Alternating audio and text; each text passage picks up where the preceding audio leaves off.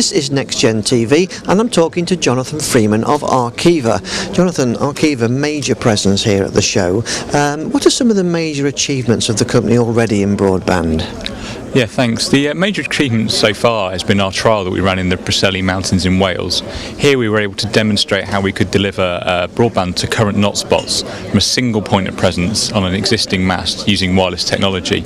We've also done a lot of thought leadership in the area, discussing how universality can be delivered so that everybody in the country can benefit from broadband in the future. I think the Wales project was quite challenging weather-wise as well, wasn't it, apart from the technology? Yeah, absolutely. It's a very rural part of Wales where you have very small villages. It's really in the middle of nowhere, but it underlines how important it is that people have connectivity. It's, many of the services we all take for granted in urban areas, banks and stuff like that, they need to be able to actually use online. Yeah, absolutely. And what about some next developments? What do you think we can see next from the company in this area? Well, we're very keen to support all the major bidders that are seeking to secure BD UK funding. We would like to demonstrate our capability as the wireless provider of choice.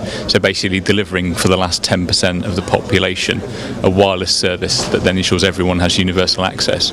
We envisage sort of rolling that kind of service out in the next 2 years as those procurements are awarded.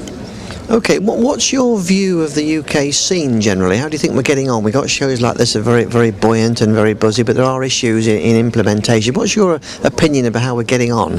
I think it's great to see we're actually now starting to get on with it. Obviously, once you commence, you actually come across the really hard questions because you actually get into the nitty-gritty.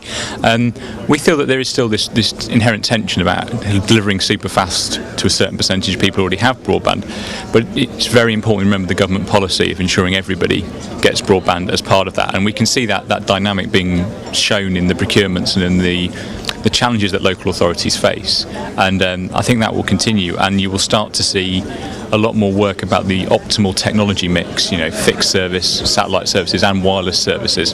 That dynamic will really come out during procurements as we move into rollout. So I think the industry's in that healthy place. It's great we're starting to see the first deployments, but over the next few months we'll deal with those hard questions and then hopefully move into a situation where the rollout really gets up and running. Now, you're a major sponsor here at NextGen this year. Why is the show significant to yourselves? I think that the show's significant because it brings together a number of different types of organisations. You've got the sort of the prime bidders, the main fixed telcos. You've got wireless suppliers such as ourselves. You've got local authorities who are seeking to understand how this has an impact for them. And you've also got people who are talking about the services that they want to run across the network. It also highlights the latest trends and themes. And in the conference this year, we've seen lots of discussion about sort of how do we stimulate demand, what's the network going to be used for, and what different technologies are there out there to address the problem. So there's very few events where you get that kind of level of engagement and also that breadth of discussion occurring.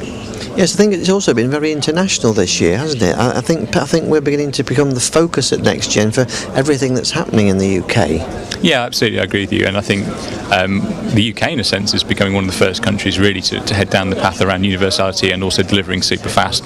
Examples obviously in the Far East where that's already been done, but that's a great thing for the UK in terms of its sort of outlook to Europe, etc.